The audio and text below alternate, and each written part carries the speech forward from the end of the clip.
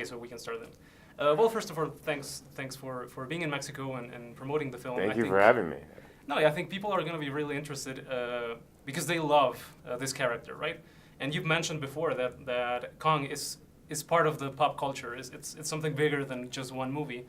So my question is, what do you think about nostalgia and this whole thing of Hollywood going back to these characters? Because there are several of them, and I think you said that it's very important to give people something new, something that they can enjoy, right? Which is the idea of Kong.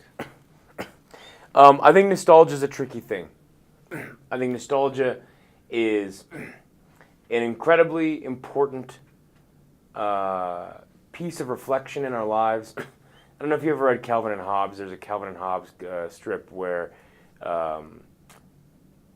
Bill Watterson, the guy who drew Calvin and Hobbes, he has a quote where he said, "Nostalgia is for people, anyone nostalgic about their childhood clearly doesn't remember it."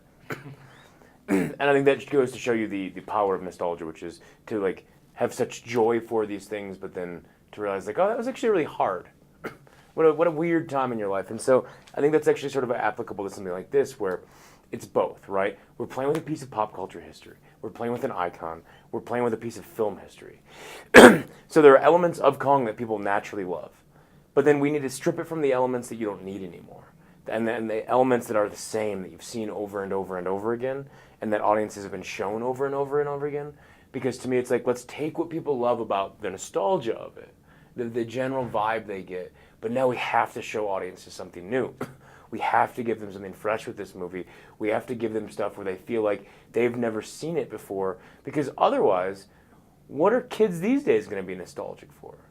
You know, like, we have to make new experiences for people in the theater, so we're not just remaking the same movie over and over and over again. And yes, this is a Kong film, and yes, there's a giant monkey in it, but I think that people who are nostalgic for the original films will appreciate the way we honor the legacy, and then I think a new generation will sort of hopefully be able to be nostalgic in a brand new way for this. All right. And now that you mentioned these elements that you don't need anymore from previous iterations, and I caught some of them, of course. We'll get into that, I hope. But what are some of the ones that you think like you had to decide? Okay, this is King Kong, and this doesn't work anymore. We need to. Well, I mean, the most outward stuff is just the Beauty and the Beast story, the damsel in distress, the monkey falling in love with a woman because she's a woman.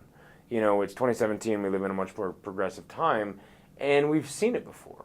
We've seen all of those elements done well. So let's take the empathy of Kong. Let's take the misunderstood nature of Kong. Let's take the connection between Kong and a person, but let's not have it rely on this like damsel in distress. Let's not have, and it's like we don't need to see the 30s anymore. We don't need to see going back to New York anymore. We've seen that ending before, and so there were so many things like that. That was just strip away everything that wasn't absolutely essential. Okay. Now that you mentioned going to New York, King Kong going to New York, this potential for sequels and a larger franchise, right? Because it's gonna be like a larger universe. This is the thing now. Do you see that happening? Like, maybe, I don't know if under your direction or whatnot, but this character that you set up, that it's your character, this Kong, going to the city or doing the things that he's done before. What do you think about that? I mean, I would love to see this version of King Kong in a city, because I went through great strides to sort of portray him as this like thinking beast, and a beast who uses tools. So I'd love to see what he does with all of the mechanics and things like that. I think that he would just do, I think, things in a city that you've never seen a character like that do before. However, the question itself is a little bit above my pay grade, where I don't quite know where they're planning on taking it. All right. Well, going back to Kong Skull Island, I think because of all the war elements and this Apocalypse Now vibe and the whole Vietnam thing, this is a movie about war and about, like, against war, I suppose, right? Because it's very clear that it's sending a message against violence or violence with prejudice, like. It's an anti-war film for sure. Yes. I didn't feel comfortable playing with the imagery of Vietnam and the seminal movies made about Vietnam without making some sort of statement.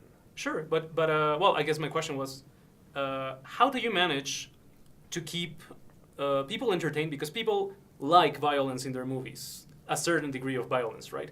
They need explosions, they need this exciting action sequences. How do you keep a movie that goes against war, but you have to include certain degrees of violence?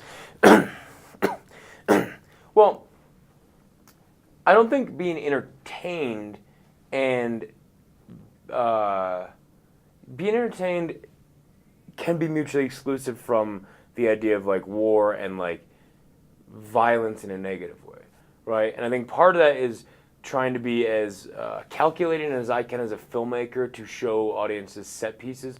One thing I'm super proud of is people will go to this movie and there's 5 or 6 set pieces where it's like, I've never seen that before. Absolutely never. Whereas there's a bunch of stuff in all these big movies right now that you could just cut from one movie and put in the next movie and it's the same thing. So, you know, the movie has an intense pacifism to it. So we can be having these crazy and intense things happen and these war scenes, but a lot of the consequences of those scenes are divvied out based on how those characters feel about war and the actions that they're taking.